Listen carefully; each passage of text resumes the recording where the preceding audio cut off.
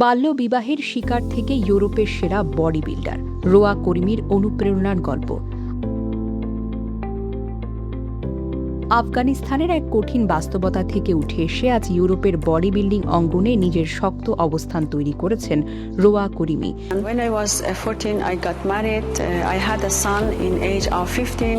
বাল্যকালে জোরপূর্বক বিয়ের শিকার হওয়া এই নারী আজ শুধু একজন সফল ক্রীড়াবিদই নয়, বরং হাজারো নিপীড়িত নারীর কাছে আশা, স্বাধীনতা এবং আত্মনিয়ন্ত্রণের প্রতীক।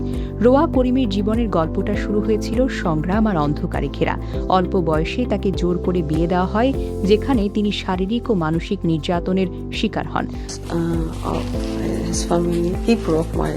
তবে সেই পরিস্থিতিতে থেমে থাকেননি তিনি।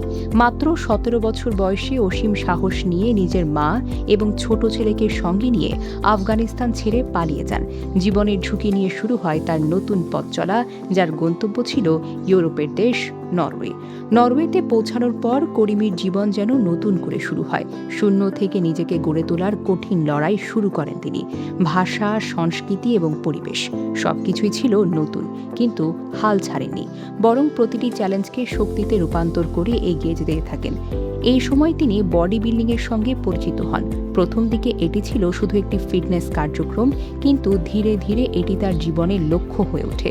শরীরচর্চার মাধ্যমে তিনি শুধু নিজের শারীরিক সক্ষমতা বাড়াননি, বরং মানসিক আঘাত থেকেও মুক্তি পেতে শুরু করেন।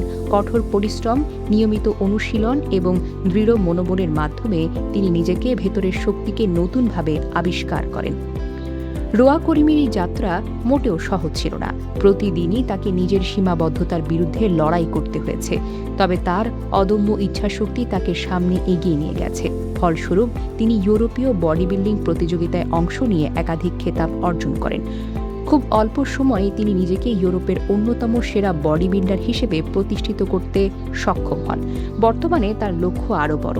আন্তর্জাতিক অঙ্গনে নিজের দক্ষতা প্রমাণ করতে তিনি প্রস্তুতি নিচ্ছেন দুবাই মাসল শো এর মতো বড় মঞ্চে অংশ নেওয়ার জন্য। সেখানে বিশ্বের সেরা বডি বিল্ডারদের সঙ্গে প্রতিযোগিতা করে নিজেকে প্রমাণ করতে চান তিনি। তবে রোয়া করিমির গল্প শুধু ক্রীড়া সাফল্যের মধ্যেই সীমাবদ্ধ নয়। এটি একটি সংগ্রামী নারীর আত্মমুক্তির গল্প, যা বিশ্বের অসংখ্য নারীর জন্য অনুপ্রেরণা হয়ে উঠেছে।